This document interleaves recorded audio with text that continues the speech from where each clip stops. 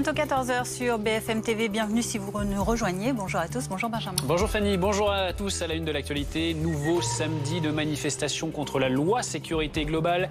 Des dizaines de rassemblements ont lieu partout en France. À Paris, le cortège va de Nation à République. Nous serons sur place dans un instant. On en parle bien sûr en plateau. Pas de reconfinement annoncé par Jean Castex hier, mais de nouvelles mesures plus restrictives. Est-ce le pari de la dernière chance? Qu'en pensent les médecins? On en parle en plateau avec nos invités. Parmi les annonces de Jean Castex, notamment la fermeture dès demain des centres commerciaux non alimentaires de plus de 20 000 mètres carrés. Des mesures précisées à la mi-journée à Bercy. Nouveau coup dur pour le commerce. Nous irons prendre le pouls dans un centre commercial d'Île-de-France avec Chloé Giraud. Le pays fait aussi le choix de refermer ses frontières. Terminer l'accueil de voyageurs hors Union européenne. Pour les déplacements au sein de l'Europe, en revanche, un test PCR négatif sera obligatoire. Peut-on faire respecter ces règles? Les détails à suivre.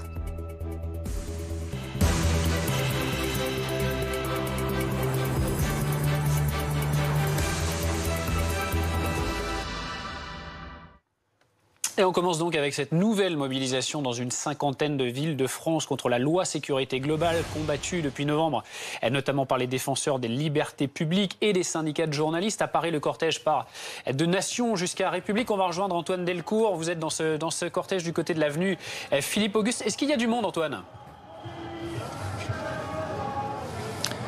Alors c'est toujours un petit peu compliqué de vous donner des chiffres, mais effectivement devant nous un cortège au moins de plusieurs centaines de manifestants partis en effet tout à l'heure de la place de la Nation calmement, direction la place de la République calmement, même si nous assistons parfois à quelques tensions avec les forces de l'ordre. Alors parmi ces manifestants, vous le voyez sans doute, beaucoup de gilets jaunes qui ont répondu à l'appel d'un collectif pour dénoncer une nouvelle fois le projet de loi sécurité globale. Vous le disiez, ce projet de loi voté en première lecture à l'Assemblée nationale et qui devrait être examiné à nouveau au Sénat en mars. Il prévoit notamment la restriction de la captation d'images de policiers, mais aussi l'utilisation de drones et de caméras piétons, des mesures défendues par le gouvernement, mais jugées liberticides par les manifestants que nous croisons aujourd'hui. Alors enfin, du côté des forces de l'ordre, selon nos informations, un peu plus de 40 unités de forces mobiles mobilisées, ce qui représente à peu près 3000 agents,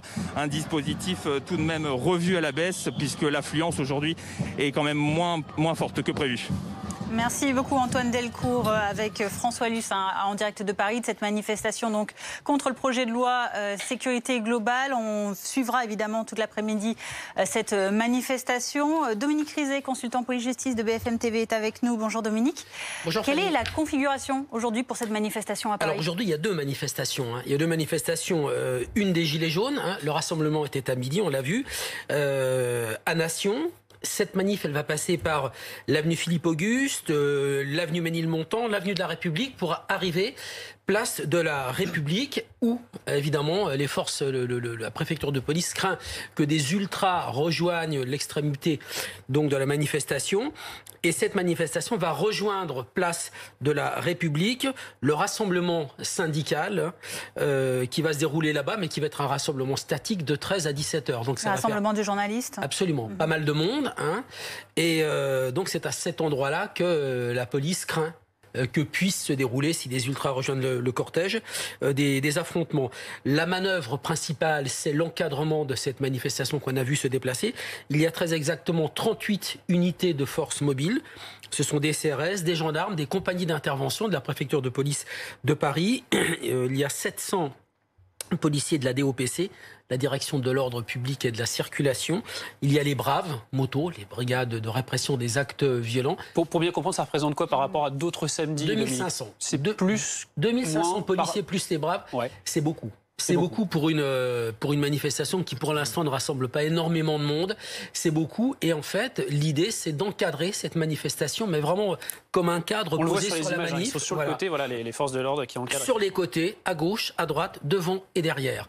Devant, il y a deux unités. Il y a deux unités qui se déplacent en même temps que la manifestation, qui vont lui donner son rythme pour qu'elle puisse aller jusqu'à destination et qui vont surtout empêcher ou tenter d'empêcher le regroupement à l'avant de la manif de ces fameux Black Blocs qui viennent, on le rappelle peut-être, un par un et qui se rassemblent en un bloc, d'où l'expression Black Bloc. Un dispositif important vous le disiez, parce que le risque principal, c'est cette constitution de Black Bloc, donc dès le démarrage de la manifestation. Le point d'arrivée, on l'a compris également, mais est-ce que la configuration, le passage même dans ces rues de Paris est compliqué particulièrement ou pas? Non, le passage n'est pas compliqué à partir du moment où il y aura des forces de l'ordre à gauche et à droite qui vont canaliser le déplacement de la manifestation. On l'a vu depuis les 2 dernières manifestations à Paris.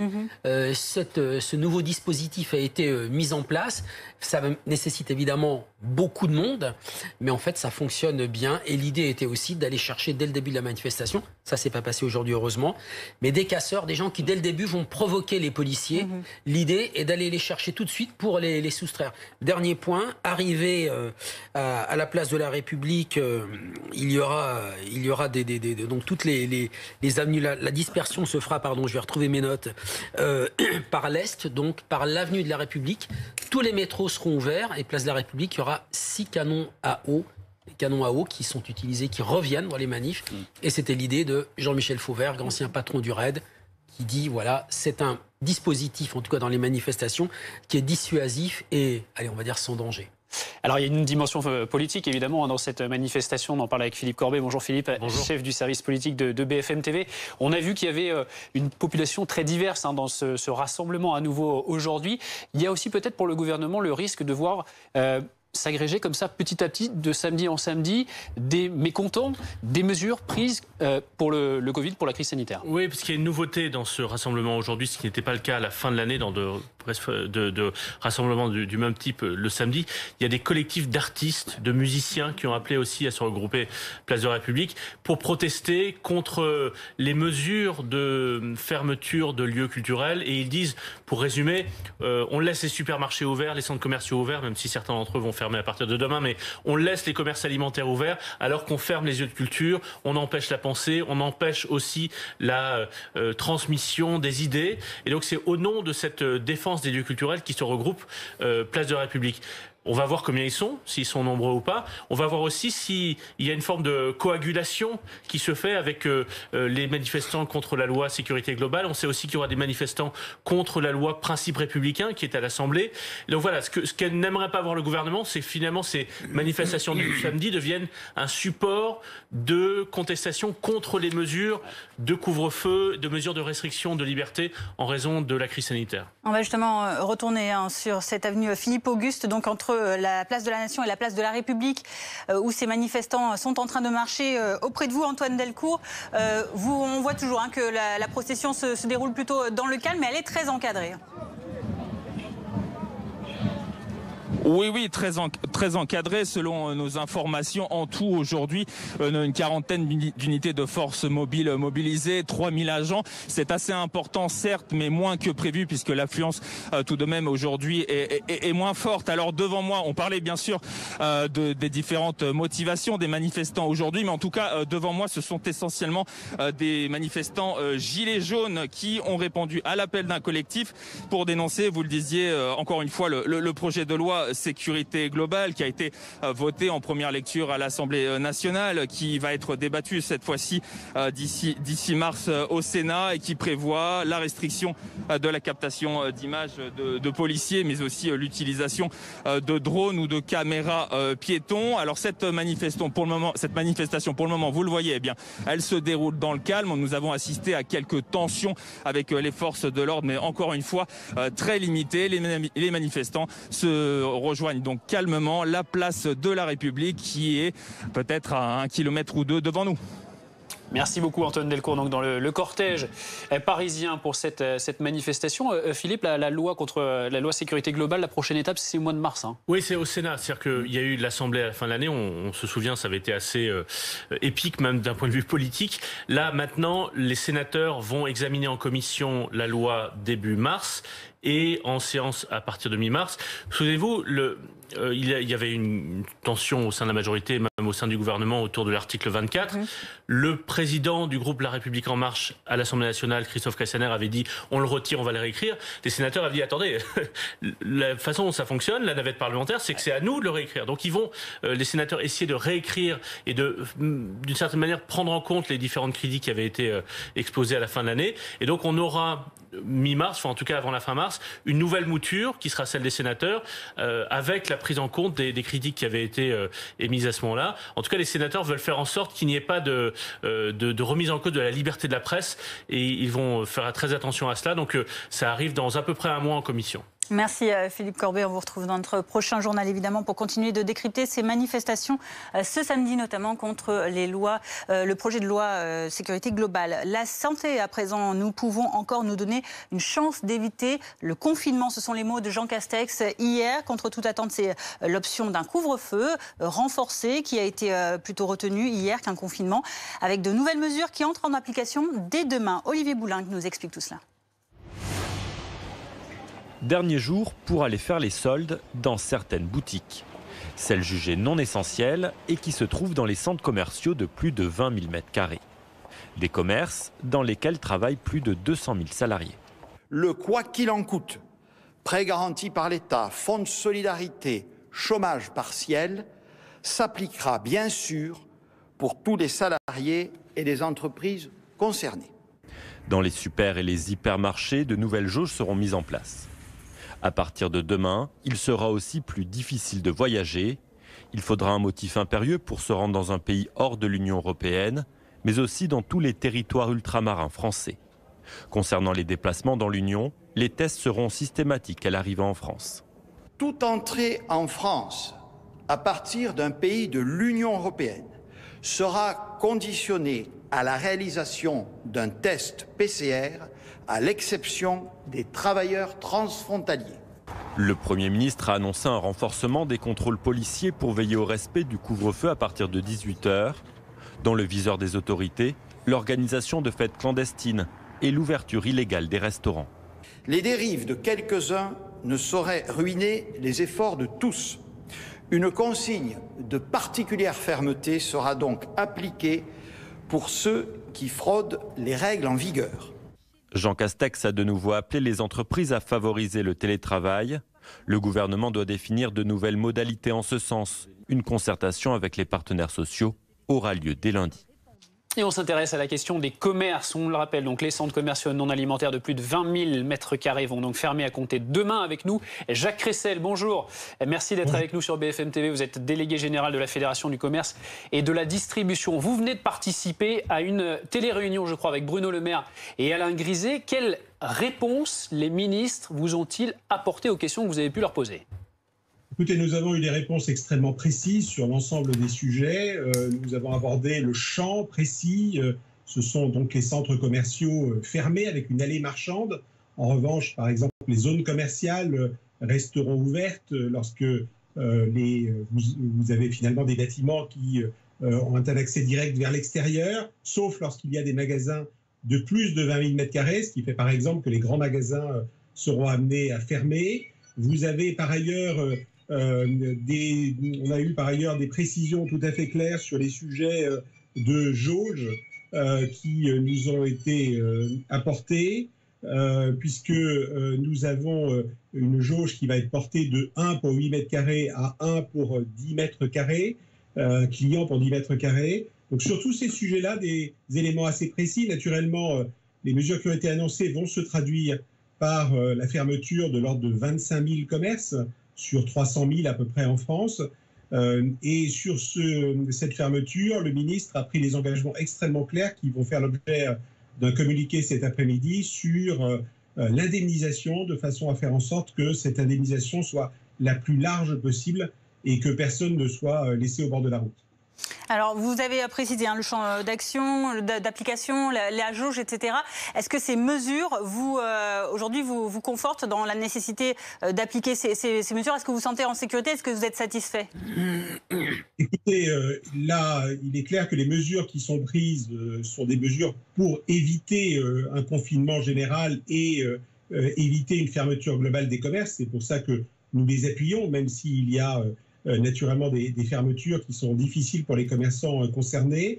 Nous avons pris des engagements extrêmement clairs dans l'ensemble de nos magasins pour faire en sorte que les contrôles, par exemple, des attroupements aux caisses et autres, soient mis en place, que de l'information soit donnée. La jauge sera respectée de manière extrêmement stricte et le ministre, de ce point de vue, a été tout à fait clair. De même qu'il a été tout à fait clair sur le fait que tous les magasins alimentaires, quelle que soit leur taille, resteront ouverts. Il faut bien le voir. Il y a eu de temps en temps des doutes chez certains clients de savoir si, quand il y avait un hypermarché de plus de 20 000 m², il resterait ouvert. L'alimentation, c'est un service public et donc tous les magasins alimentaires vont rester ouverts de manière tout à fait claire. Jacques Cressel, Philippe Corbet, le chef du service politique de BFM TV, une question pour vous. Puisque vous étiez en réunion avec les 2 ministres à Bercy, vous allez pouvoir nous répondre. Concrètement, dans une galerie marchande, avec un supermarché qui reste ouvert, les commerces vont fermer, les commerces par exemple de vêtements. Est-ce que les sandwicheries, les fast-food, les restaurants qui font de la vente à emporter ferment ou ouvrent dans ces galeries marchandes? La réponse a été clairement apportée par Bruno Le Maire tout à l'heure, ils fermeront. Ne seront ouverts que les magasins alimentaires, de vente de produits alimentaires directs, pas les restaurants. C'est ce qui a été évoqué de cette façon-là, de façon à ce qu'il n'y ait pas de flux trop important. Donc là-dessus, on va voir les textes précis tels qu'ils seront publiés d'ici demain, mais c'est la réponse qui nous a été apportée. Merci beaucoup Jacques Cressel d'avoir été avec nous en direct sur BFM TV donc pour nous donner les derniers éléments après cette réunion à Bercy. On continue à parler de ces mesures annoncées. Il fait donc qu'il n'y ait pas de confinement annoncé par Jean Castex hier. On en parle avec Philippe Corbet, on en parle également avec le professeur Patrick Berche. Merci d'être avec nous. Vous êtes microbiologiste, membre de l'Académie de médecine et ancien directeur de l'Institut Pasteur de Lille. D'abord Philippe, juste, qu'est-ce qui a poussé l'exécutif à ne pas opter pour le confinement? Les Français. L'idée, au fond, que on dit beaucoup au président de la République depuis maintenant près d'1 an, vous infantilisez les Français, vous ne jouez pas la responsabilité individuelle. Et bien voilà, il a voulu donner une chance aux Français en leur disant, vous avez été responsables pendant les fêtes à Noël, Nouvel An. Il n'y a pas eu trop de débordements. En tout cas, on n'a pas perçu dans les chiffres une explosion liée aux rassemblements familiaux des fêtes. Donc, eh bien, continuons là-dessus, continuons à faire attention ensemble. Et c'est comme ça qu'on pourra peut-être pas échapper à un confinement, en tout cas repousser le moment où le confinement sera inéluctable. C'est vrai qu'une partie des ministres, et peut-être même le Premier ministre, souhaitaient eux une solution plus radicale, un confinement maintenant. D'autres disaient peut-être on peut attendre... Allez, on peut attendre peut-être quelques jours, notamment par exemple pour attendre les vacances qui commencent dans certaines zones en fin de semaine, faire en sorte d'une certaine manière que les vacances soient peut-être aménagées, allongées, pour que ça ne soit pas présenté comme une fermeture des écoles, mais un prolongement des vacances. Et cet aspect psychologique peut paraître anecdotique. En réalité, il est important dans l'état d'esprit des Français en ce moment. Et c'est aussi ça que le président de la République a pris en compte. Cette idée qu'une mesure trop brutale apparaîtrait comme une nouvelle mauvaise nouvelle, alors qu'on a fait des efforts et que ça serait difficile de la faire appliquer, en tout cas de faire en sorte qu'elle soit respectée partout. Donc il a pris en compte cette mesure-là. Ça ne veut pas dire qu'il n'y aura pas de confinement dans quelques jours ou dans quelques semaines. Professeur Berche, on a préféré l'acceptabilité des mesures plutôt que l'aspect sanitaire. Est-ce que vous le regrettez? D'un point de vue sanitaire, il faudrait confiner. Mais d'un autre côté, ça n'est pas la solution, dans le sens qu'on va éviter un pic. Et ensuite, on va descendre à 5000 contaminations par jour et on va recommencer dans 2 mois. Est-ce que c'est ça que souhaitent les Français? Il faut garder à l'esprit qu'il faut s'inscrire sur le moyen terme, c'est-à-dire les 6 mois ou 8 mois nécessaires pour vacciner.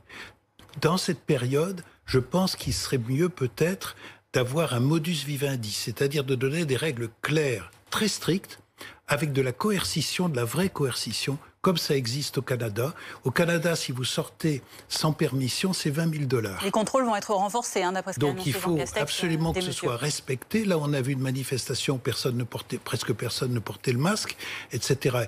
Les restaurants clandestins, c'est pas admissible. Alors que beaucoup de gens se gênent, 95% de la population se gêne, il y en a d'autres qui font n'importe quoi.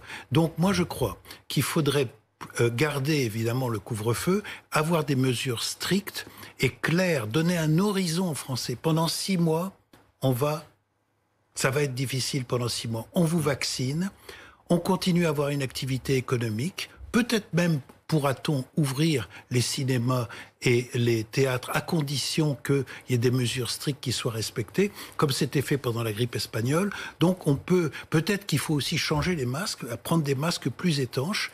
Voilà. Moi, je crois qu'il faut donner un horizon, surtout aux Français, et leur donner... Ce qui n'est pas fait actuellement. Sans changer tous les 8 jours ou tous les 15 jours. De toute façon, on va revenir à un autre confinement si on continue comme ça, et on va finalement mourir d'inanition.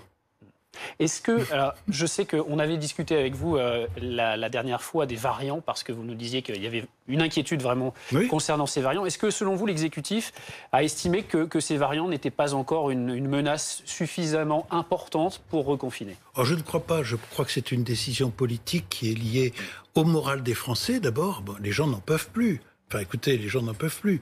Alors, est-ce qu'il faut qu'on arrive à des suicides ou à des choses comme ça? Non. Et les commerçants vont être tous... Si on continue comme ça, les commerçants vont plus avoir de travail et vont faire faillite. Enfin, il y a quand même des conséquences sociales. Est-ce qu'on ne peut pas trouver un modus vivendi avec ce virus ou ces variants? Alors, vous savez que les chiffres en Angleterre ont quand même... Il y a un bémol à faire sur cette vague énorme, parce qu'en Angleterre, on ne portait pas le masque et les pubs étaient ouverts jusqu'en décembre. Et donc, c'est des conditions épidémiologiques un peu différentes. Mais cela dit, je ne dis pas que, pour moi, le plus gros souci pour les variants, c'est non seulement leur contagiosité, mais peut-être que certains vaccins ne pourraient pas marcher, surtout le variant brésilien. Mais à part ça, essayons de trouver un modus vivendi avec des règles claires, stables, pendant quelques mois, le temps de vacciner. Merci, professeur Berche. Vous restez avec nous. On revient sur cette question dans un instant. Mais parmi les autres restrictions annoncées hier, il y a celle qui concerne les frontières. Plus aucun déplacement hors Union européenne, excepté motif impérieux.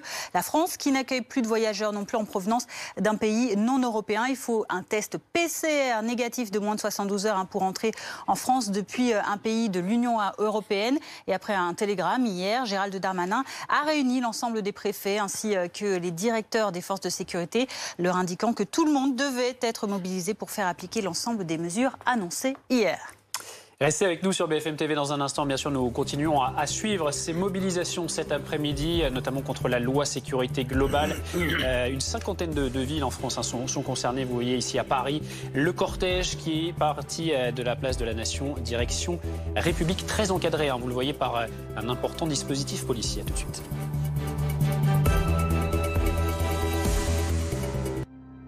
Ce week-end, retrouvez tous les matchs, tous les sports, toutes les images, tous les résultats. L'Actu Sport, ce week-end sur BFM TV. Votre chronique avec Magnolia.fr. Changez votre assurance de prêt et économisez sur Magnolia.fr, comparateur en assurance de prêt immobilier.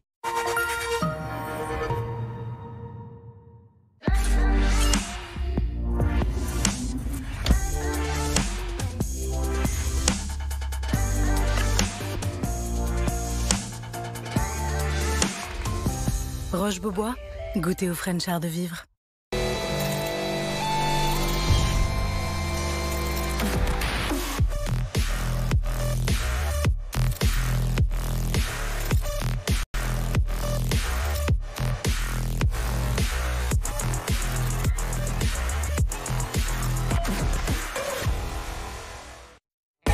Très bon réveil, bienvenue en direct sur RMC et RMC Découverte. Le grand show de l'info. Chaque matin, face à vous. Tous les invités de l'actualité répondent à vos questions. Apolline Matin, 6h, 8h30. Sur RMC et RMC Découverte. Aujourd'hui, Claire a un rendez-vous. Mais ce rendez-vous-là, elle ne l'avait pas anticipé. Claire apprend qu'elle doit déposer le bilan. Comme 50 000 entrepreneurs chaque année. Et vous, maîtrisez-vous ce risque ? Depuis 40 ans, l'association GSC accompagne les entrepreneurs en cas de perte d'activité. Association GSC. Toute l'équipe Comme J'aime vous souhaite une très belle année 2021. Prenez soin de vous et surtout de votre santé. Prendre soin de sa santé, c'est évidemment surveiller son poids. Et pour surveiller son poids, c'est très simple. Il suffit de se rendre sur commej'aime.fr pour calculer gratuitement son IMC. Au-delà de 25, vous êtes en surpoids et au-delà de 30, vous êtes en obésité. Grâce à Comme J'aime, en 6 mois, je suis passé d'une situation de surpoids à un IMC normal. Alors vous aussi, prenez soin de vous. Ça commence en 2 clics pour connaître votre IMC. Rendez-vous sur commej'aime.fr. Nous vivons tous dans le même monde. Et pourtant, nous le percevons différemment. Beaucoup verront une esquisse. Pour nous, c'est un caractère qui se dessine. Nombreux sont ceux qui distinguent une lumière. Nous concevons une vision nouvelle. Certains s'arrêtent à ce qu'ils voient. Nous regardons bien au-delà. Nouvelle Audi Q5. Le futur nous anime. Audi.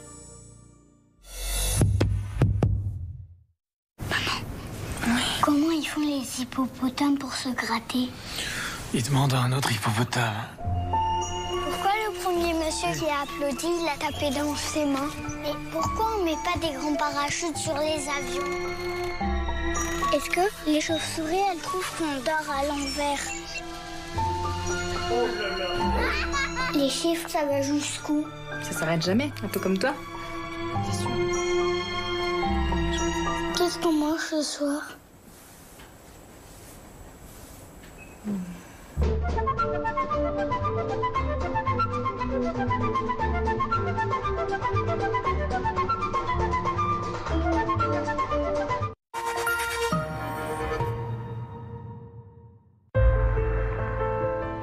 80 ans, ça peut paraître long.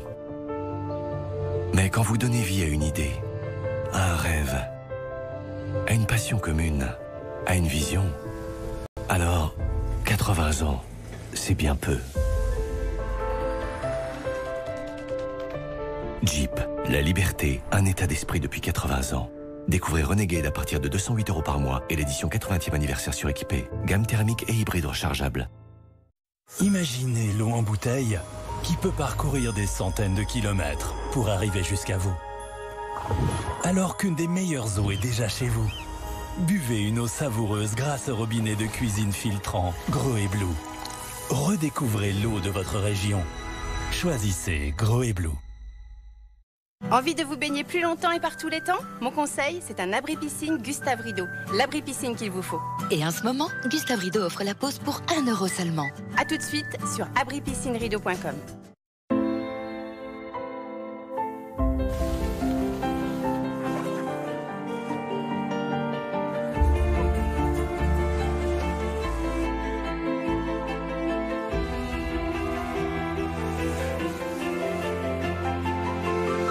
La montagne, tout naturellement. Parce que j'entendais moins bien, j'avais renoncé à plein de choses. À ça, par exemple. Je m'isolais. Je préférais ne pas répondre, ne pas affronter. Et puis, je suis allée chez Audica. Bien entendre à nouveau, alors là, ça a tout changé. Je sais pas pourquoi j'ai attendu si longtemps. Bien entendre, ça change la vie.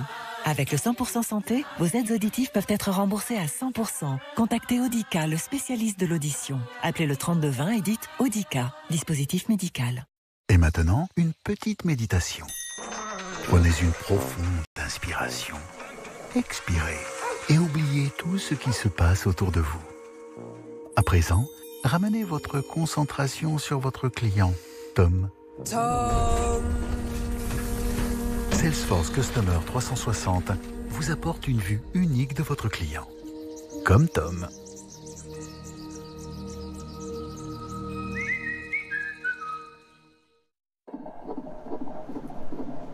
Every morning at 4:30, you hear the cooks hop on the floor. It's hard times in the mill, my love, hard times in the mill. Every morning right at 6, don't that old bell make you sick? Hard times in the mill, my love, hard times.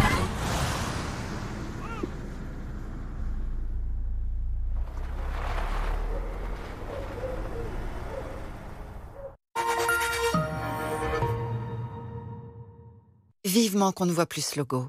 Cette appli, personne n'a envie de la subir. Alors s'il vous plaît, aidez-nous à nous en débarrasser. Comment? Plus vous êtes nombreux à l'utiliser, plus elle est efficace contre le virus, et donc plus vite elle disparaîtra. Vous êtes déjà plus de 10 millions à avoir téléchargé Tous Anti-Covid. Ceci est un message du gouvernement. Votre météo avec Floa, leader français du paiement plusieurs fois pour les commerçants. Floa, simplifiez la banque pour faciliter la vie.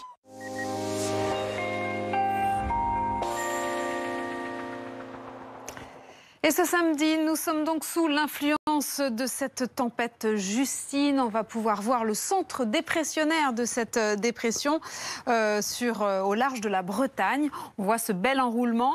Associé à cela, donc on a 24 départements, une vingtaine de départements plutôt en vigilance orange, 17 pour crues sur le sud-ouest, sur le quart nord-est, également sur le nord du pays. Et puis on a ce phénomène de vague submersion sur le Finistère, le Morbihan, sur les Landes, la Gironde et les Pyrénées-Atlantiques. Attention au moment de la pleine mer sur le sud du Finistère, sur l'ouest du Morbihan, avec la conjonction de ces coefficients de marée élevés et de cette forte houle. Donc grande prudence. Des précipitations, il en est question encore en liaison avec cette dépression des Pyrénées en remontant sur le golfe du Lion, sur le nord-est du pays. Alors il n'y a pas de neige comme il était plus ou moins prévu sur l'extrême nord du pays. Il s'agit de précipitations et on a ce deuxième enroulement de pluie du Cotentin au Pays de la Loire et une nouvelle zone qui arrive sur la pointe bretonne. Voilà le programme pour cette journée. Demain matin, de la grisaille sur quasiment tout le pays. Et puis on a cette dépression là qui va, en fait, le centre dépressionnaire de Justine va glisser sur le golfe de Gascogne et va remonter ses précipitations jusque sur le sud-ouest. Des vents qui seront forts également. Attention au risque d'avalanche qui va se maintenir sur les Alpes, mais aussi sur le Massif central.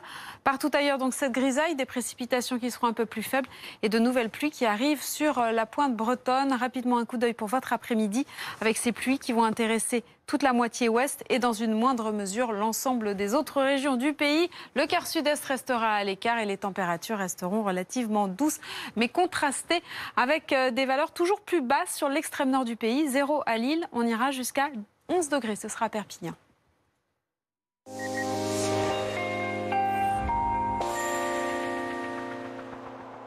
C'était votre météo avec Floa, leader français du paiement plusieurs fois pour les commerçants. Floa, simplifiez la banque pour faciliter la vie. Les titres à la une de notre journal de 14h30. De nouveaux rassemblements sont organisés ce samedi dans des dizaines de villes de France pour dire stop une nouvelle fois à la proposition de loi sécurité globale. Dans la capitale, le cortège part de la place de la Nation, direction place de la République, avec la participation notamment d'artistes ou encore de musiciens. Dernière chance avant un éventuel reconfinement. Jean Castex n'a annoncé hier que des durcissements ou des restrictions. Le pari n'est-il pas risqué? On en parle dans ce journal avec le professeur Patrick Berche et Anne-Sora Dubois du service politique. Parmi les nouvelles mesures, la fermeture à partir de demain des centres commerciaux non alimentaires de plus de 20 000 m², avec des précisions aujourd'hui, notamment sur un passage d'une jauge de 8 m² pour une personne à 10 m². Est-ce la cohue cet après-midi pour cette dernière journée de course? Nous serons à Villeneuve-la-Garenne dans un instant avec Chloé Giraud. Et puis c'était une décision tardive pour certains élus politiques. Le Premier ministre a annoncé hier la fermeture des frontières hors Union européenne à l'intérieur de l'espace Schengen. En revanche, un test PCR négatif sera demandé pour entrer en France. La mise en place de ces mesures reste un défi. Dans l'actualité, donc, ces nouvelles manifestations contre le projet de loi sécurité globale. Une cinquantaine de villes sont concernées aujourd'hui pour dénoncer la fin des libertés en France selon ces manifestants. On vous retrouve à Paris, Antoine Delcourt. Ce sont déjà plusieurs centaines de personnes qui sont rassemblées depuis le départ place de la Nation. Le cortège va se diriger place de la République et on le voit, il y a du monde autour de vous avec les agrégations de plusieurs revendications. Effectivement, ce cortège, nous le suivons depuis le début de l'après-midi. Il est parti en effet de la place de la Nation, direction celle de la République. C'est toujours compliqué de vous donner des chiffres, mais en effet, devant nous, il y a au moins plusieurs centaines de personnes, des gilets jaunes donc, avec une manifestation qui se passe globalement dans le calme, même si nous assistons à quelques tensions avec les forces de l'ordre parfois. Alors ces gilets jaunes, ils ont répondu à l'appel d'un collectif pour dénoncer, vous le disiez, une nouvelle fois le projet de loi sécurité globale, ce projet de loi qui a été voté en première lecture à l'Assemblée nationale et qui devrait être débattu au Sénat en mars. Il prévoit, vous le savez, la restriction de la captation d'images de policiers, mais aussi l'utilisation de drones et de caméras piétons par les forces de l'ordre. Alors ces mesures, elles sont défendues par le gouvernement, mais jugées liberticides par les manifestants que nous croisons aujourd'hui et qui continuent d'avancer vers la place de la République. Alors côté du dispositif policier, selon nos informations, 38 unités de forces mobiles mobilisées aujourd'hui. Ça représente 2500 agents, c'est conséquent, mais c'est tout de même moins que prévu. Le dispositif a été revu à la baisse, tant l'affluence aujourd'hui est moins forte que prévu. Merci beaucoup Antoine Delcourt donc dans ce cortège parisien qui pour l'instant donc stagne un petit peu avec François Luce. On suit ces images. Dominique Rizet, Antoine parlait à l'instant du dispositif. On va le détailler pour cette journée aujourd'hui assez important malgré tout. Oui, un dispositif quand même, oui. Antoine disait revu à la baisse, oui, mais non, parce qu'il y a beaucoup moins de manifestants cette fois-ci que les fois précédentes. Donc ça veut dire plus de policiers par manifestant. Avec, regardez ici, bon, il y a quelques petits affrontements, voilà. Pas des affrontements, des provocations, avec un système d'encadrement strict de la manifestation, devant, derrière, sur les côtés. Devant, donc, 2 unités qui marchent, on l'a vu, et qui donnent le rythme à cette manifestation. Et puis des consignes, c'est peut-être ce qu'on est en train de voir d'ailleurs en ce moment sur les images de BFM TV, des consignes très strictes qui sont données aux forces de l'ordre d'aller chercher immédiatement, regardez, voilà. C'est ce qu'on avait vu il y a quelques semaines déjà. Voilà, il y a un homme qui part, qui est emmené immédiatement par les policiers, donc d'aller chercher immédiatement des fauteurs de troubles ou des provocateurs ou des personnes qui lanceraient des objets sur les forces de l'ordre afin d'éviter que viennent s'agréger autour d'eux 2, 3, 4, 10 personnes qui ensuite vont créer un premier groupe qui vont brûler une poubelle, brûler une voiture et puis commencer à causer du désordre dans une manifestation. Souvenez-vous de celle qu'on a vue en fin d'année avec la manif qui avait été coupée en 2 ou en 3 endroits par des Black Blocs, des groupes qui s'étaient installés et qui avaient brûlé des barricades. Donc, c'est depuis là que la stratégie a été changée. Absolument. La stratégie aujourd'hui, c'est d'être très offensif, d'être présent sur le terrain, avec, encore une fois, je vous le répète, donc ces policiers, ces cordons à droite et à gauche pour éviter que de petites rues qui sont à la perpendiculaire de cette manifestation, que de petites rues viennent s'installer des groupes qui vont entrer dans la manif et provoquer les forces de l'ordre et essayer évidemment de couper ces manifestations. Donc, en termes d'effectifs, c'est important aujourd'hui. Oui, c'est important, bien sûr, c'est important. Hein. Je rappelle, on l'a dit là, Antoine l'a dit, mais 38 unités de force mobile, vous multipliez par 60 une unité de force mobile, que ce soit une compagnie de CRS, un escadron de gendarmerie, une compagnie d'intervention de la DOPC, la Direction de l'ordre public et de la circulation, c'est 60 hommes sur le terrain, c'est plus à l'effectif. Hein. Ça peut être 100, 120, 80, 90 pour des gendarmes, 110 pour des CRS, mais il y a des récupérations, des congés, des blessés. Donc c'est 60 à l'effectif sur le terrain fois 38, vous faites le calcul. Vous rajoutez à ça les braves, les brigades de répression des actes violents, qui cette fois-ci ont ressorti les motos. Dernière manifestation, les motos étaient restées au garage parce qu'il y avait, souvenez-vous, une légère pellicule de neige et donc c'était dangereux de circuler à moto. Donc là, les motos sont sorties et puis des unités qui viennent, comme on l'a vu tout de suite, qui ont cette consigne d'aller chercher des gens dans la manif, des provocateurs, et qui les remettent ensuite à des effectifs de la police judiciaire. Il y a des effectifs de police judiciaire qu'on ne voit pas, bien évidemment, mais dans les commissariats, qui attendent qu'on leur amène des personnes qui ont été interpellées. Et puis il y a des magistrats aussi, qui dès lundi vont être en nombre augmenté, l'effectif augmenté, et qui sont prêts à juger pour des comparutions immédiates des personnes qui causeraient des troubles. Anne-Sora Dubois est avec nous du service politique. Bonjour Anne. Bonjour. Est-ce que du côté de l'exécutif, il y a la crainte qu'il y ait une sorte de coagulation entre les Gilets jaunes, les opposants à cette loi sécurité globale et aussi les déçus des mesures sanitaires qui sont annoncées? Effectivement, la crainte ne concerne pas tant précisément la loi sur la sécurité globale, en tout cas les contestations contre la loi sur la sécurité globale, mais bien effectivement ce risque d'agrégation des colères, c'est un risque récurrent depuis le début du quinquennat, ça s'est vu en cours de manifestation des Gilets jaunes. Cette loi sur la sécurité globale, c'est un peu ça a réactivé une forme de critique d'autoritarisme de l'exécutif. En tout cas, c'est le mot que portent ces manifestants. Et effectivement, on a vu dès aujourd'hui s'y agrègent des membres du monde de la culture, mais aussi des Gilets jaunes. Il y en a aujourd'hui à Paris. Et donc, effectivement, on n'a pas un effectif colossal aujourd'hui, mais ça montre bien les braises, le résidu de ce malaise social qui perdure et qui, effectivement, dont le contingent peut être augmenté à la faveur, effectivement, de décisions qui ne seraient pas comprises. D'ailleurs, alors aujourd'hui, en ce moment, en France, c'est pas tellement de cette façon-là que les choses s'expriment. On est plutôt sur des actions plutôt ponctuelles. Vous avez vu ce restaurateur à Nice qui a ouvert, des théâtres qui ce week-end disent on va faire une opération coup de poing ponctuelle, on ouvre. Donc on n'est pas sur des manifestations qui dégénèrent et d'ampleur, mais effectivement le risque à un moment ou à un autre, c'est l'agrégation des colères. D'où la nécessité pour l'exécutif effectivement d'être le plus transparent possible, d'expliquer comment les mesures sont prises et d'expliquer surtout quelles sont les perspectives. Parce qu'il y a aussi, bien sûr, il faut le rajouter, l'effet d'usure du confinement. On en est à plus d'1 an maintenant de mesures coercitives pour restreindre les libertés de circulation en France, qui sont dues à la pandémie, mais avec... Et c'est logique, un effet psychologique qui d'ailleurs a été relayé par le président de la République beaucoup plus ces dernières semaines.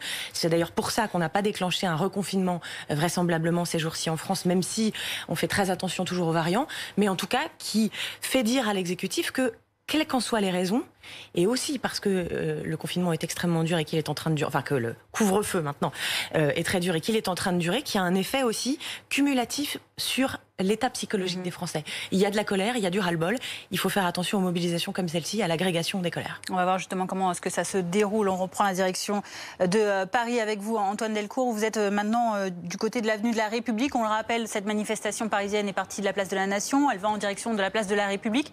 Un parcours assez restreint finalement, mais on le voit, beaucoup de monde présent autour de vous dans une atmosphère qui reste plutôt calme à l'heure actuelle.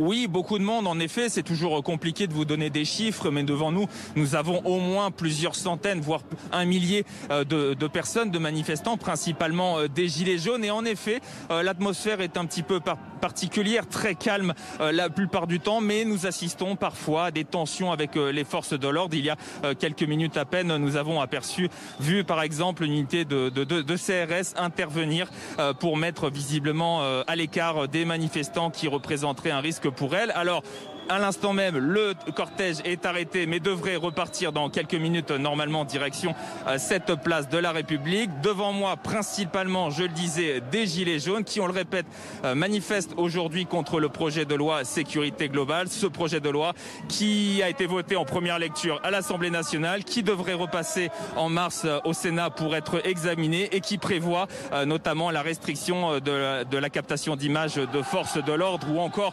l'utilisation de drones et de caméras piétons par les forces de l'ordre, des mesures défendues par le gouvernement, mais qui sont jugées liberticides par les manifestants que nous croisons aujourd'hui.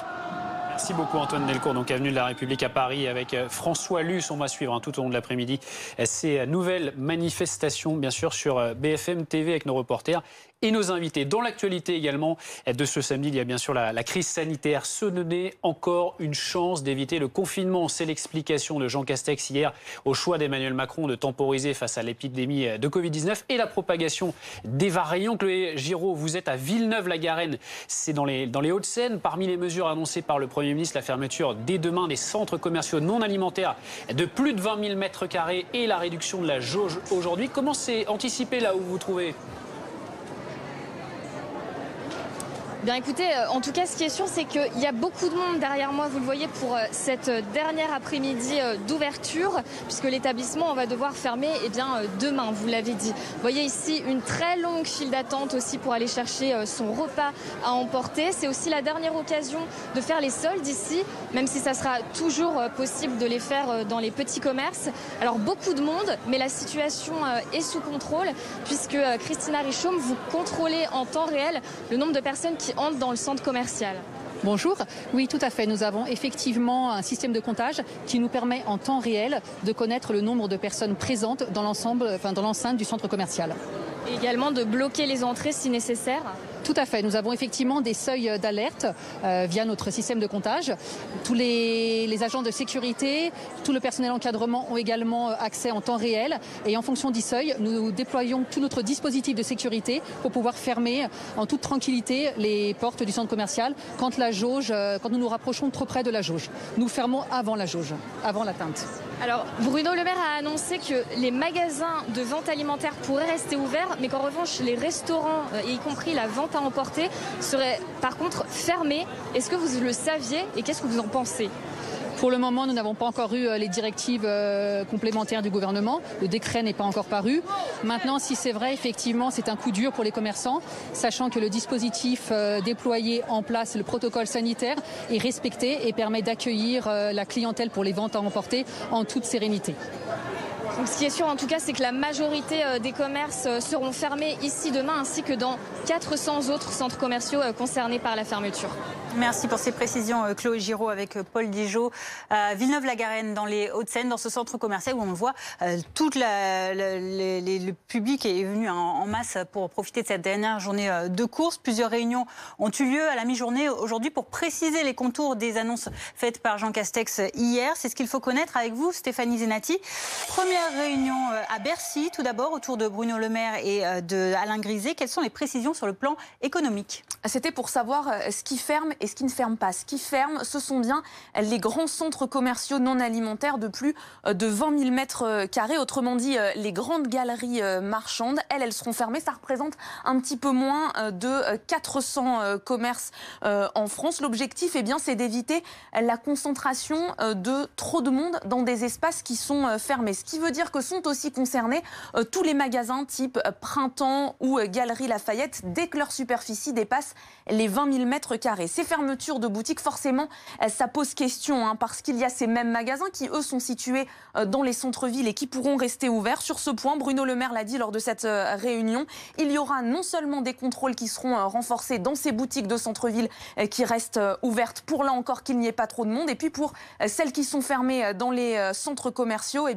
il y aura des aides de l'État qui resteront optimum pour venir pallier les pertes de ces magasins, notamment dans cette période de solde. Autre sujet qui a été évoqué, c'est cette fameuse jauge. Elle est actuellement de 8 mètres carrés pour les magasins. Ça reste le cas pour les magasins de moins de 400 mètres carrés. En revanche, ça augmente pour ceux de plus de 400 mètres carrés. Ça passe à 10 mètres carrés. Des mesures qui entrent donc en vigueur dès demain. Pas de calendrier précis pour la fin de ces mesures, mais certaines personnes qui ont participé à cette réunion me disaient tout à l'heure qu'il y aura différents points d'étape qui seront réalisés avec le gouvernement. Stéphanie, réunion également avec les préfets et les directeurs des forces de sécurité en visio, qui a duré une quarantaine de minutes et au cours de laquelle le ministre de l'Intérieur, Gérald Darmanin, a voulu faire preuve de fermeté. Oui, il a insisté sur plusieurs aspects. D'abord, l'importance de multiplier les contrôles sur le terrain pour faire respecter le couvre-feu. L'heure ne change pas, ça reste toujours 18h. Le ministre de l'Intérieur qui a précisé que c'était un peu une sorte de contrepartie. Pas de confinement global, mais il faut bien respecter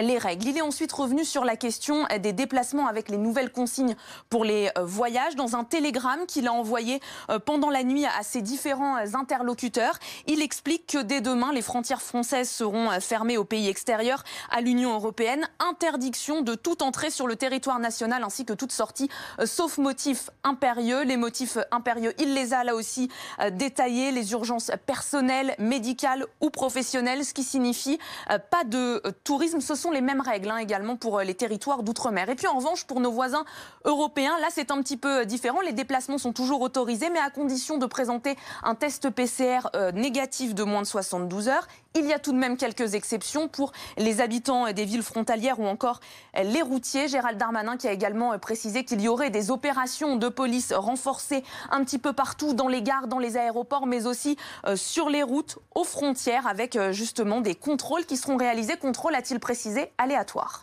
Merci pour ces précisions, Stéphanie. On revient sur ces décisions annoncées hier par Jean Castex. Un choix plutôt politique que sanitaire. Anne-Sora Dubois, Emmanuel Macron qui continue ainsi d'éviter tant que possible un reconfinement. Est-ce que cette stratégie de reculer pour mieux sauter, c'est pertinent ? En tout cas, c'était vraiment la ligne du président et c'est vraiment celle qu'il a emportée hier, il n'y a aucun doute là-dessus, avec effectivement toujours, on le disait tout à l'heure en parlant de la manifestation, mais la nécessité de prendre en compte l'impact psychologique du confinement. Emmanuel Macron est très sensible à cet argument, il échange depuis plusieurs semaines avec des psychologues, aussi avec des pédopsychiatres, on connaît aussi l'état de la jeunesse française, les étudiants, et donc visiblement c'est aussi cette crainte qu'il a emportée. Alors non seulement ça, mais aussi plutôt cette préoccupation que cette crainte en réalité, mais elle emporte aussi avec elle la question de l'acceptabilité. Et donc visiblement l'idée a été choisie, non pas de toucher au couvre-feu, mais d'ajuster à la marge. Donc on le voit bien dans les lieux de rassemblement, les grands centres commerciaux, et puis aussi aux frontières. Ça ne veut pas dire pour autant effectivement que si jamais à un moment la question des variants se met à exploser, la propagation des variants se met à exploser, on n'arrivera pas à un confinement. Mais l'idée c'est de reculer au maximum cette hypothèse d'un confinement. C'est vrai que ça apparaît un peu comme un supplice chinois pour les Français parce que peut-être préféraient-ils pour certains d'entre eux qu'on leur dise directement on va être confinés maintenant, qu'on en finisse une bonne fois pour toutes. C'est pas le choix qui a été fait par l'exécutif. Encore une fois, ça s'entend au vu de l'impact psychologique mais aussi économique du confinement parce que ce sont plusieurs milliards d'euros par mois qui sont perdus par mois de confinement. Donc on a laissé encore une possibilité. Et puis la dernière explication, c'est aussi que la situation sanitaire actuellement ne le justifie pas absolument, ce reconfinement. L'idée, c'est qu'on peut encore se laisser un petit peu de temps, voir comment le variant se propage. Après, le seul problème, c'est qu'Emmanuel Macron a perdu sa possibilité d'anticipation désormais. Donc si à un moment il décide de reconfiner, ce sera peut-être un peu plus dans l'urgence et quand la situation vraiment aura dégénéré. Oui, parce que Patrick Berge, vous nous le disiez, hormis les variants, effectivement, les chiffres ne sont pas si mauvais que ça. C'est ce que vous nous disiez tout à l'heure. Par rapport au reste de l'Europe. Par rapport au reste de l'Europe. Non, ce qui est inquiétant, c'est l'augmentation du nombre de variants. Mais encore une fois, on n'est pas exactement dans les mêmes conditions qu'en Angleterre, puisque, comme je vous le disais, il y avait les pubs étaient ouverts jusqu'en décembre, il n'y avait pas de masque en Angleterre, il y a toutes sortes de facteurs. Mais toujours est-il que je pense qu'il y a quand même eu des erreurs de communication. À savoir, on nous a dit un jour qu'on allait confiner, un jour qu'on n'allait pas confiner. Enfin, il y a quand même eu des graves erreurs de communication ces 3-4 derniers jours, avec une déclaration solennelle par le Premier ministre à partir de l'Élysée. Tout ça est assez traumatisant. Moi, je dis simplement qu'il faut qu'on ait un horizon clair. On a devant nous à vivre pendant 6-8 mois avec ce virus. On a le moyen de le combattre, même le variant anglais, avec le vaccin. Et il nous faudra 6 à 8 mois pour vacciner toute la population. Eh bien, pendant cette période, il faut qu'on ait un horizon, il faut qu'on ait une perspective relativement stable. C'est-à-dire des mesures tout à fait standards qui ne bougent pas, sauf accident, sauf si soudainement... mais qu'on ait un horizon, une perspective. C'est ça que demandent les Français, car on ne peut pas ne pas tenir compte dans les mesures de confinement des retentissements pour l'économie, comme ça a été souligné. Quand il n'y aura plus d'argent, eh bien, on en empruntera peut-être encore, mais on va peut-être mourir d'inanition.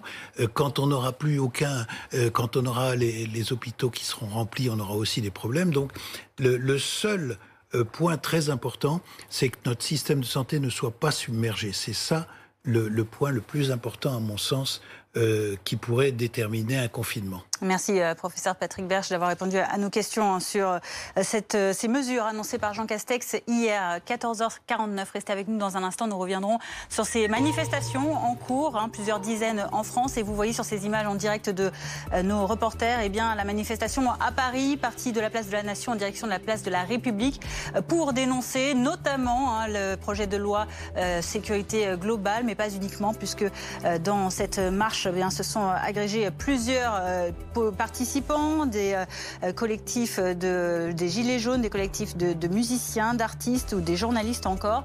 Nous ferons le point sur cette manifestation dans un instant avec Antoine Delcourt, qui est sur place au cœur de cette manifestation très encadrée, vous le voyez, par un dispositif des forces de l'ordre très présent aujourd'hui. À tout de suite.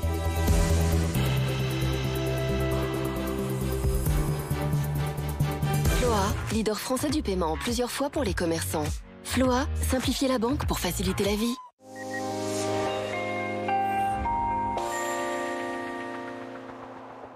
Beaucoup d'agitation au passage de cette dépression, de cette tempête Justine. On va voir son centre actuellement au large de la Bretagne.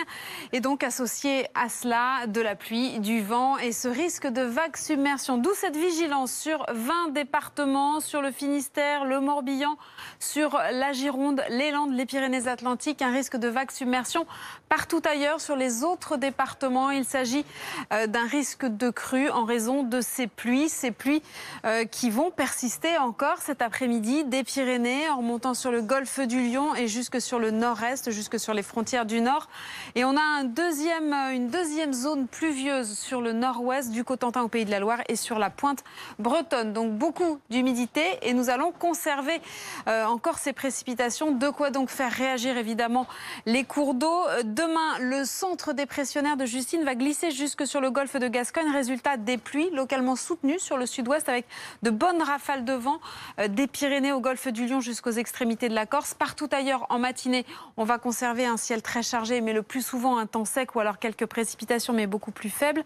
La dégradation va gagner du terrain sur l'ouest dans le courant de l'après-midi demain. Ailleurs, toujours ce ciel très encombré avec ces précipitations, mais relativement faibles, en tout cas plus faibles que sur l'ouest. Le vent qui se maintient, le risque d'avalanche qui se maintient également sur le Massif central ainsi que sur les Alpes. Un rapide coup d'œil à vos températures demain matin. Des valeurs qui seront comprises entre 0 et 11 degrés, 7 à Paris et dans le courant de l'après-midi. Des valeurs qui s'échelonneront à la mi-journée de 3 jusqu'à 18 degrés. 3 degrés à Lille, 10 à Paris. On attend jusqu'à 18 degrés. Ce sera à Montpellier.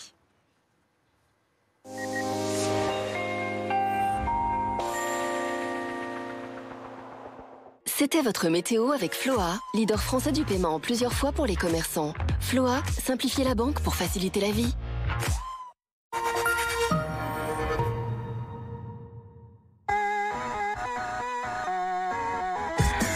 Place aux nouvelles technologies.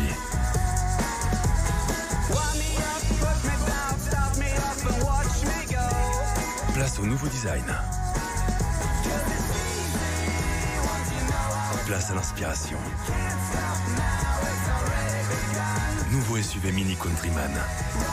Disponible en édition suréquipée à partir de 370 € par mois sans aucun apport. Avant, comme j'aime, je pesais 93 kilos avec un IMC de 29,7. À 30, écoutez bien, on est en obésité. Autrement dit, d'un point de vue santé, j'étais à la limite. Et là, ça a été un choc. J'ai halluciné. Depuis, j'ai fait comme j'aime, j'ai perdu 10 kilos et surtout, j'ai pas repris un gramme.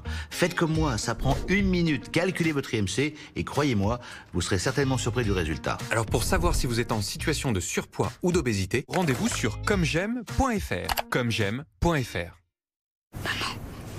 Comment ils font les hippopotames pour se gratter? Ils demandent à un autre hippopotame. Pourquoi le premier monsieur qui a applaudi, il a tapé dans ses mains? Mais pourquoi on met pas des grands parachutes sur les avions? Est-ce que les chauves-souris, elles trouvent qu'on dort à l'envers? Les chiffres, ça va jusqu'où? Ça s'arrête jamais, un peu comme toi. C'est sûr. Qu'est-ce qu'on mange ce soir?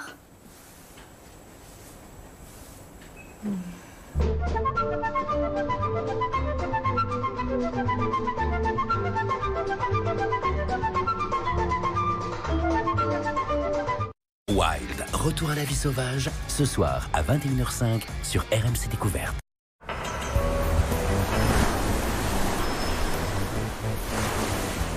La vie est une aventure. Qui un jour a besoin d'un port pour se mettre à l'abri? Résidence seigneuriale, votre port d'attache. Je prenais une assurance pour mon nouvel appart quand un virus a attaqué tout Internet. Mais en 2 minutes, je déjoue l'attaque. Et là, qui m'appelle? Le FBI. Quand on est bien assuré, on n'a pas grand-chose à raconter. Chez Direct Assurance, votre logement est assuré dès le lendemain. Vendezvotrevoiture.fr. C'est vraiment facile de vendre sa voiture avec vendezvotrevoiture.fr. Entrez les informations sur votre voiture en ligne et recevez le prix de vente final. Pour vendre, déposez simplement votre voiture en agence. La vente est rapide et sans prise de tête. J'ai reçu un très bon prix. Rendez-vous sur www.vendezvotrevoiture.fr. Ford Kuga hybride. Hybride et connecté.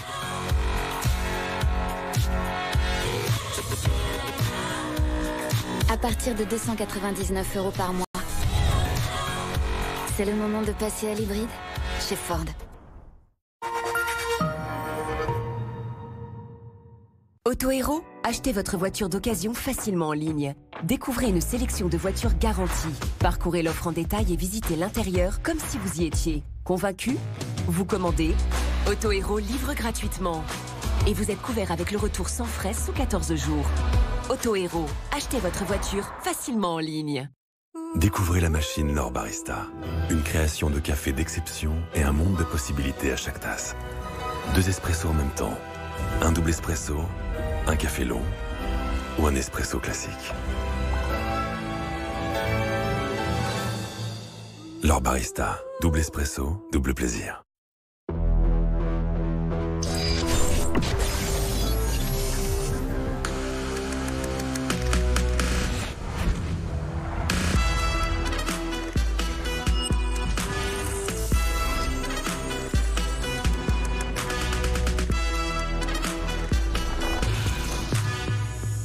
DS3 Crossback.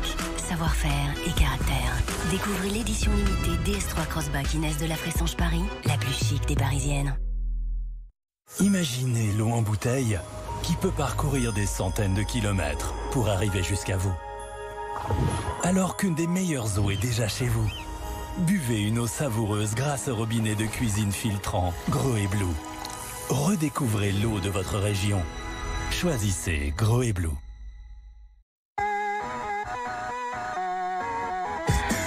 Place aux nouvelles technologies.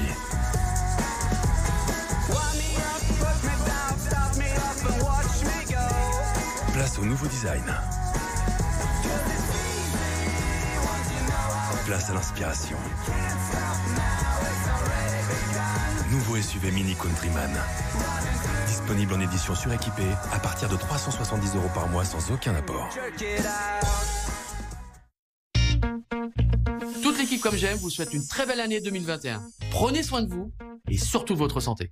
Prendre soin de sa santé, c'est évidemment surveiller son poids. Et pour surveiller son poids, c'est très simple. Il suffit de se rendre sur commej'aime.fr pour calculer gratuitement son IMC. Au-delà de 25, vous êtes en surpoids et au-delà de 30, vous êtes en obésité. Grâce à Comme J'aime, en 6 mois, je suis passé d'une situation de surpoids à un IMC normal. Alors vous aussi, prenez soin de vous. Ça commence en 2 clics pour connaître votre IMC. Rendez-vous sur commej'aime.fr. Se tenir à la croisée des chemins nous amène à faire le bon choix, surtout lorsque l'on parle du futur. Alors, que choisissez-vous? Reproduire les erreurs du passé ou bien écrire ensemble l'avenir? Nouvelle 500 inspire le futur depuis toujours.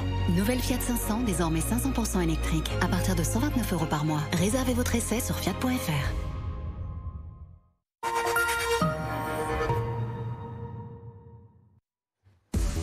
Bientôt 15h, merci d'être avec nous sur BFM TV à la une de l'actualité. Nouveau samedi de manifestation contre la loi sécurité globale. Des dizaines de rassemblements ont lieu partout en France. Image ici, notamment à droite à Nantes, à Paris, à gauche. Le cortège va de Nation à République. Nous serons sur place dans ce journal.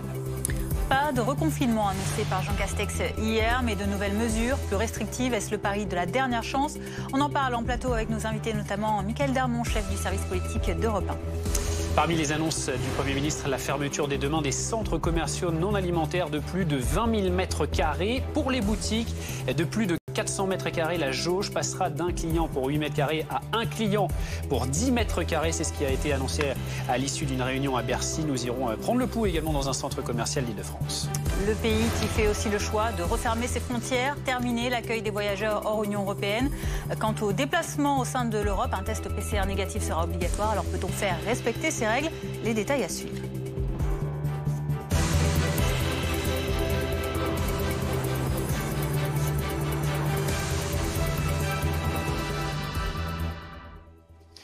On commence donc avec cette nouvelle mobilisation dans une cinquantaine de villes contre la loi sécurité globale, notamment combattue, vous le savez, depuis novembre par les défenseurs des libertés publiques et syndicats de journalistes, notamment à Paris. Le cortège est parti de la place de la Nation jusqu'à République. Mathias Tesson, vous êtes avenue de la République pour BFM TV. Mathias, qui sont les participants et sont-ils nombreux ?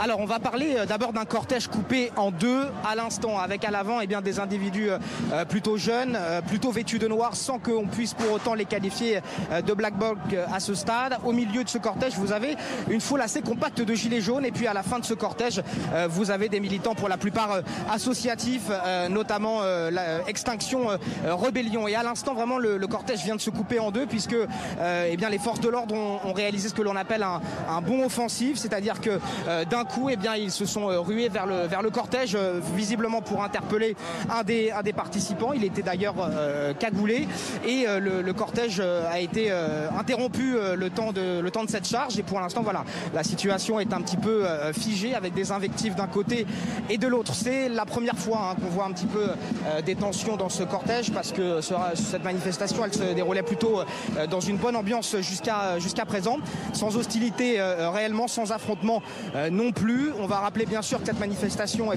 elle est à l'origine de plusieurs collectifs qui, on le sait, militent contre ce projet de loi sécurité globale, même si dans les slogans que l'on entend cet après-midi, la loi sécurité globale est un petit peu absente. Un peu plus tard dans l'après-midi, ce cortège rejoindra un autre rassemblement qui, lui, se trouve place de la République où plusieurs centaines de manifestants sont déjà présents. Merci Mathias Tesson avec ces images d'Hortense Gérard. Donc depuis l'avenue de la République, on rappelle que cette manifestation à Paris va rejoindre la place de la République dans un moment, dans cet après-midi. On en parle avec vous, Dominique Rizet. Mathias Tesson vient de nous le dire. Ce cortège, il a été scindé en deux par l'action de la police pour interpeller notamment des manifestants fauteurs de troubles. Oui, alors on a parlé de cette nouvelle méthode d'encadrement des manifestations au plus près pour éviter des débordements comme on en a malheureusement vécu et après les manifestations des Gilets jaunes. Donc encadrement au plus près, sur les côtés, derrière, 2 unités devant qui marchent devant les manifestants, vous avez vu. Alors c'est vrai que ça doit être assez frustrant pour eux. Il y avait une image qu'on voyait tout à l'heure d'un monsieur avec son béret rouge de parachutiste. Pour remarquer que beaucoup n'ont pas de masque dans la manifestation. Les policiers les laissent manifester comme ça. Donc des policiers qui reculent et qui sont au contact des manifestants. Et puis cette technique, je vous en parlais tout à l'heure, qui consiste à aller chercher dans la manifestation des fauteurs de troubles, des gens qui pourraient être des agitateurs et qui pourraient cristalliser, regardez, on le voit ici sur les images de droite, qui pourraient cristalliser autour d'eux un groupe, réunir un groupe autour d'eux. Donc l'idée, c'est d'aller les chercher tout de suite. Bon, bien évidemment, il faut faire attention. Il y a ce monsieur qui rouspète parce qu'il a dû se faire bousculer au passage. Regardez, des gens donc qui ont été récupérés dans la manif, qui sont menottés en attendant l'arrivée de la police judiciaire qui va les emmener, vont être mis à disposition de la police judiciaire. Et vous remarquerez que la manifestation peut continuer à se dérouler à ce prix-là. Bon, effectivement, c'est un peu impressionnant, mais c'est une technique donc, qui a été mise au point. Alors, avec un double effet, c'est-à-dire que d'un côté, les policiers entrent dans la manifestation pour aller chercher, donc encore une fois, ces fauteurs de troubles. Et il y a une équipe de l'autre côté qui avance aussi, parce que la technique consistait à laisser entrer les policiers dans la manifestation, à les coincer ensuite et à leur jeter dessus toutes sortes d'objets qui pouvaient tomber sous la main de manifestants brutaux. Donc c'est la nouvelle méthode utilisée par la préfecture de police de Paris, mise en place à la demande de Didier Lallement, qui est le nouveau préfet de police de Paris, et à l'initiative du directeur de l'ordre public et de la circulation qui s'appelle Jérôme Foucault, et qui est quelque part le grand maître du maintien de l'ordre dans ces manifestations aux côtés du préfet. Et on remarque effectivement depuis les 3 ou 4 dernières manifestations qui se sont déroulées, celle du 16 janvier, celle du 28 novembre, 28 novembre, c'était 500 000 personnes dans tout le pays, selon les organisateurs, 130 selon la police. Et les marches de la liberté, je vais y arriver. Les marches de la liberté le 16 janvier, 200 000 selon les organisateurs, 34 000 personnes qui avaient défilé, donc qui avaient été rejointes par des tuffeurs, donc 34 selon la police, 200 000 selon les organisateurs qui avaient été rejoints par les tuffeurs, on se souvient, qui eux veulent continuer à pouvoir s'amuser. Chacun a quelque chose à dire. Aujourd'hui, le monde du spectacle est dans la rue, aux côtés des manifestants, des Gilets jaunes. Michaël Darmon est avec nous. Bonjour Michaël, chef du service politique d'Europe 1. Effectivement, on a l'impression on s'éloigne peut-être de plus en plus des premières manifestations contre cette loi sécurité globale et que de plus en plus, on a comme ça des manifestants qui viennent, notamment qui sont impactés par ces mesures annoncées par le gouvernement pour la crise sanitaire. Oui, ça fait quelques semaines que effectivement le principe et l'objectif premier de ces manifestations est déjà assez dissipé, assez édulcoré. Comme on vient de l'entendre et comme on le voit, ce placement sous contrôle continu, je dirais, de la manifestation par les autorités confère au fond une ambiance totalement différente et nouvelle, puisqu'en fait on suit en parallèle deux évolutions, l'attitude des forces de l'ordre, leur capacité à pouvoir exfiltrer à chaque fois des éléments qui pourraient être porteur de troubles ou donc fauteur de troubles, comme on le voit à l'instant. Et puis le déroulé lui-même de la manifestation, qui effectivement est toujours aussi disparate, qui propose une sorte de plaque sensible de la protestation permanente, qui donne une sorte de baromètre de cette partie de la population française qui a toujours effectivement envie de manifester, envie de manifester un mécontentement, d'exprimer des revendications. Elles sont absolument totalement hétérogènes hétérogènes, mais elles rassemblent, voilà, et elles sont une sorte de jauge de la manifestation permanente. C'est ce à quoi on assiste, un phénomène assez nouveau qui, au fond, est une déclinaison post-gilet jaune. C'est-à-dire qu'on voit bien qu'il y a une capacité quand même d'organisation à pouvoir maintenir une sorte de fond, je dirais, récurrent de manifestations. Et c'est sans aucun doute un baromètre suivi de près par l'exécutif pour aussi affiner, affûter des mesures et également prendre le pouls, je dirais, quelque part de l'opinion publique. On reprend la direction de l'avenue de la République pour retrouver cette fois-ci Antoine Delcourt. Dans ce cortège qui continue d'avancer, assez difficilement on le voit, avec ces bonds offensifs des forces de l'ordre pour écarter certains agitateurs parmi les manifestants. Alors oui, effectivement, depuis le moment où nous suivons ce cortège parti de la place de la Nation, la manifestation se déroule tranquillement, sans incident, à part quelques tensions avec les forces de l'ordre, comme nous assistons en ce moment même avec des CRS qui du coup interviennent dans le cortège pour visiblement mettre à l'écart des personnes que ces CRS jugeraient dangereuses. Alors en tout cas, nous sommes maintenant à 800 mètres de la place de la République, où cette manifestation se dirigeait. Parmi ces manifestants, des gilets jaunes qui ont répondu à un appel, on le rappelle, d'un collectif pour dénoncer ce projet de loi de sécurité globale, ce projet qui a été voté en première lecture à l'Assemblée nationale, qui devrait être examiné au Sénat en mars et qui prévoit entre autres la restriction de la captation d'images de forces de l'ordre ou encore l'usage de drones ou de caméras piétons par les forces de l'ordre, des mesures défendus par le gouvernement, mais qui sont jugés liberticides par ces manifestants qui, on le répète, devraient rejoindre la place de la République qui est maintenant à 800 mètres de nous. Merci beaucoup Antoine Delcourt. Donc dans le cortège parisien pour BFM TV. Dominique, c'est une manifestation qui était considérée comme à risque par les autorités aujourd'hui ou pas? Je crois que toutes les manifestations sont aujourd'hui considérées à risque potentiellement par les autorités et pas seulement à Paris, parce que dans plusieurs villes de province, on a déjà vu des manifestations dégénérées. Souvenez-vous, Nantes, Bordeaux, Marseille. Donc c'est une manifestation surveillée, prise au sérieux. Et en fait, il y avait aujourd'hui une manifestation, c'est-à-dire un défilé, et un rassemblement en même temps l'un et l'autre. Donc un rassemblement place de la République et une manifestation de gilets jaunes qui partait donc de l'avenue Philippe-Auguste de la Nation, en passant par l'avenue Philippe-Auguste, Ménilmontant, l'avenue de la République. On y est ici presque arrivé à la place de la République. Et sur cette manifestation, et notamment à l'arrivée place de la République, la préfecture de police craignait que quelques ultras se réunissent, d'où la présence de ces 2500 policiers, 38 unités de force mobile, fois 60, donc on est à 2400, plus les braves. Donc d'où la mobilisation importante de policiers, même s'il y a moins de manifestants que d'habitude, il y a énormément donc de policiers, ce qui fait que le ratio fait que la police peut se permettre de rester au plus près de la manifestation, de l'escorter tout au long du défilé et d'attendre place de la République. Je vous rappelle qu'à l'arrivée place de la République, l'évacuation se fera donc par l'est de la place, par l'avenue de la République. Tous les métros seront ouverts et il y aura là-bas un dispositif au cas où viendraient se manifester des ultras. Donc il y aura 6 canons à eau qui seront prépositionnés tout autour de la place s'il faut intervenir. Et puis il faudra disperser à 18h parce que là en plus il y a le couvre-feu. Donc... Bien sûr, 18h, couvre-feu, fin de la manifestation. Et vous remarquerez que ça se passe dans l'ensemble plutôt bien. La police fait ce qu'elle a dit qu'elle ferait, c'est-à-dire qu'elle va chercher ceux qui l'affrontent ou ceux qui la défient ou ceux qui lui lancent des objets ou qui outragent les policiers. On va les chercher dans la manifestation immédiatement. Et vous remarquerez aussi que ça a un effet dissuasif parce que les manifestants au milieu attendent de pouvoir repartir et il n'y a pas un groupe qui est en train de se constituer, de casser des voitures, de brûler des poubelles, de casser des abribus, de ramasser des grilles au pied des arbres pour les lancer sur les forces de l'ordre. Voilà, l'exemple est donné. Le premier qui bouge est interpellé.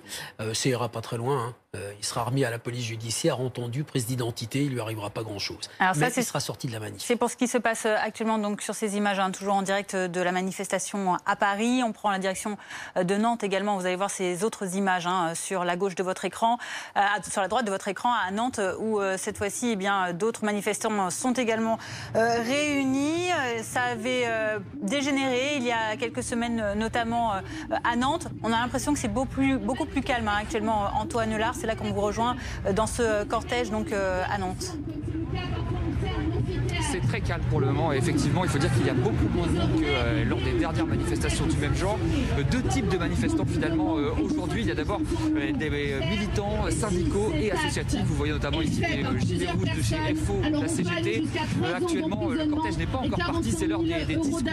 Vous voyez les personnes ici qui se succèdent à la tribune pour parler. Et puis il y a un deuxième type de manifestants ici, des gens plus jeunes, des tuffers. Vous savez, ce sont ces adeptes de la musique techno et des fêtes clandestines. Ils sont venus avec de la musique d'ailleurs. Jérémy Clanche qui est à la caméra va vous les montrer. Il y a un sound system qui est venu ici, c'est-à-dire de la musique avec des grosses enceintes, tant et si bien, et que cette manifestation pourrait progressivement se transformer en rave party. En tout cas, on a l'impression plus de tuffers que de militants syndicaux ici. Alors tous évidemment sont réunis contre la loi de la sécurité, contre la loi de sécurité globale, mais pas seulement. Les tuffers ici veulent continuer à pouvoir faire la fête librement malgré les conditions sanitaires. Ils sont réunis d'ailleurs depuis le 1er janvier dans un collectif qui s'appelle Mascarade et qui s'est monté après cette grande rave party, vous vous en souvenez, qui avait été organisée dans le département voisin de l'Ille-et-Vilaine. Revendications donc multiples aujourd'hui au sein de cette manifestation. Le cortège devrait s'élancer d'ici une demi-heure environ en direction de la préfecture. Une manifestation qui a été déclarée et autorisée par les autorités.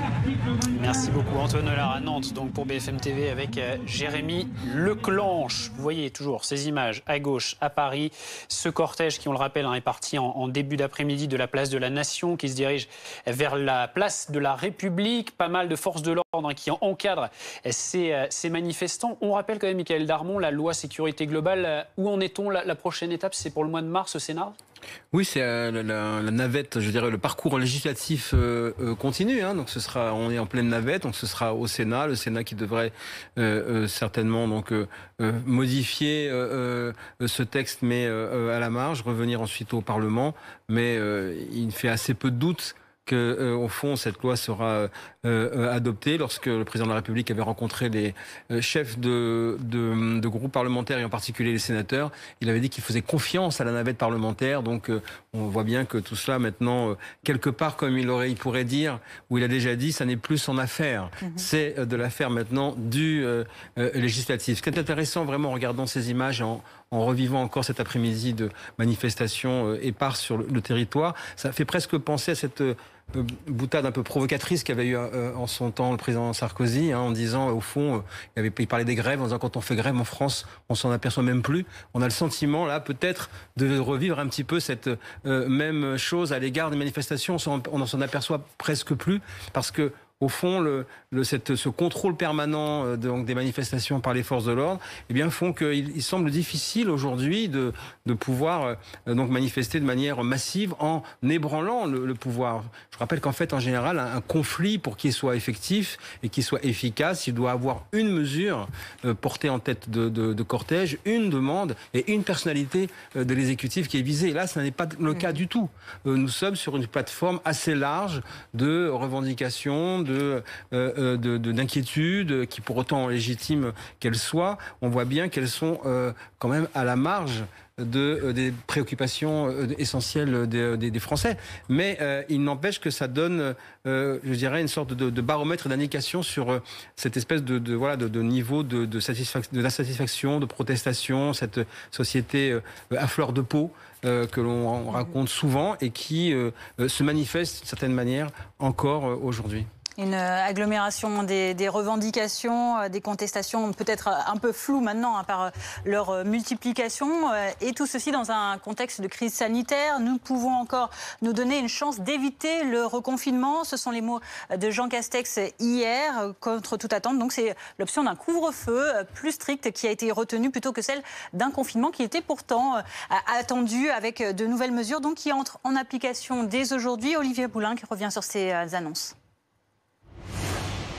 Dernier jour pour aller faire les soldes dans certaines boutiques. Celles jugées non essentielles et qui se trouvent dans les centres commerciaux de plus de 20 000 m². Des commerces dans lesquels travaillent plus de 200 000 salariés. Le quoi qu'il en coûte, prêt garanti par l'État, fonds de solidarité, chômage partiel, s'appliquera bien sûr pour tous les salariés et les entreprises concernées. Dans les super et les hypermarchés, de nouvelles jauges seront mises en place. À partir de demain, il sera aussi plus difficile de voyager. Il faudra un motif impérieux pour se rendre dans un pays hors de l'Union européenne, mais aussi dans tous les territoires ultramarins français. Concernant les déplacements dans l'Union, les tests seront systématiques à l'arrivée en France. Toute entrée en France à partir d'un pays de l'Union européenne sera conditionnée à la réalisation d'un test PCR, à l'exception des travailleurs transfrontaliers. Le Premier ministre a annoncé un renforcement des contrôles policiers pour veiller au respect du couvre-feu à partir de 18 h. Dans le viseur des autorités, l'organisation de fêtes clandestines et l'ouverture illégale des restaurants. Les dérives de quelques-uns ne sauraient ruiner les efforts de tous. Une consigne de particulière fermeté sera donc appliquée pour ceux qui fraudent les règles en vigueur. Jean Castex a de nouveau appelé les entreprises à favoriser le télétravail. Le gouvernement doit définir de nouvelles modalités en ce sens. Une concertation avec les partenaires sociaux aura lieu dès lundi.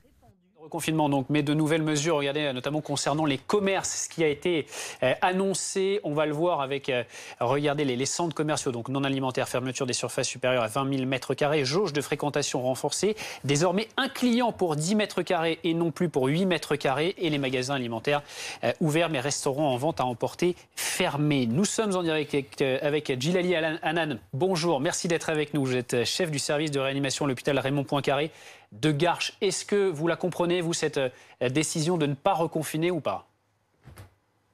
En tout cas, écoutez, la décision a été prise et on va s'efforcer de maintenir le contrôle, si possible, de l'épidémie. On travaille tous les jours auprès des patients. Mais notre tâche va être difficile, très claire. C'est très clair, elle ne va pas du tout être améliorée ou simplifiée par les décisions qui ont été prises, qui n'auront que très peu d'impact sur la crise sanitaire elle-même, et notamment sur la prévention d'une accélération liée aux variants britanniques. Parce que concrètement, quelle est la situation actuellement dans votre service de réanimation à Garches? Est-ce que vous constatez déjà des tensions sur les lits occupés, sur l'arrivée peut-être de variants plus nombreux?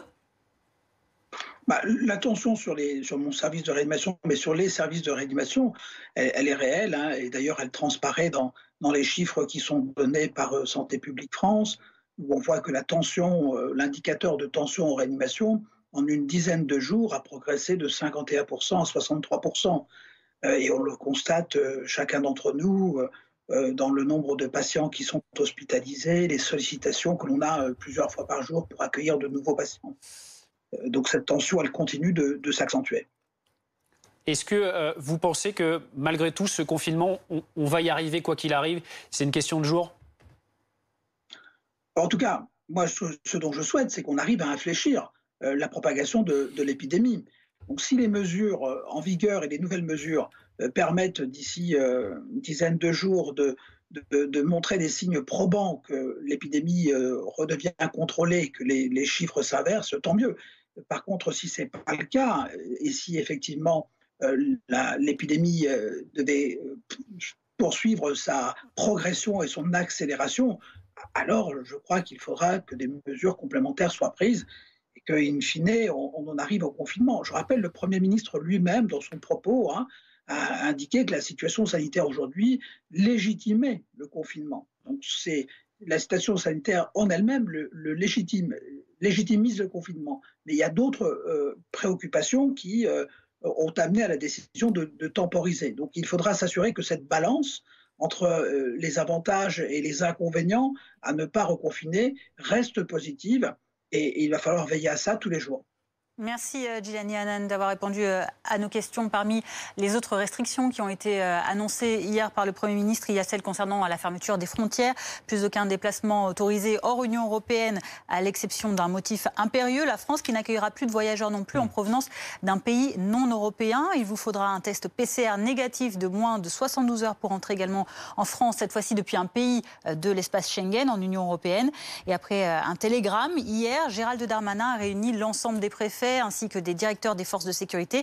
Il leur a indiqué que tout le monde devait être mobilisé pour faire appliquer l'ensemble des mesures annoncées hier par le Premier ministre. Voilà donc pour ces mesures. Dans l'actualité également de ce samedi, une information judiciaire a été ouverte aujourd'hui des chefs de tentative d'assassinat et complicité de tentative d'assassinat, participation à une association de malfaiteurs en vue de la préparation d'un crime et vol avec violence ayant entraîné une incapacité totale de travail supérieure à 8 jours. C'est bien sûr donc après le drame et le passage à tabac du jeune Yuri âgé de 15 ans sur la dalle de Beaugrenelle. Des réquisitions de placement en détention provisoire ont été prises à l'encontre de 6 mineurs et un majeur et des réquisitions de placement sous contrôle judiciaire ont été prises à l'égard de 2 mineurs.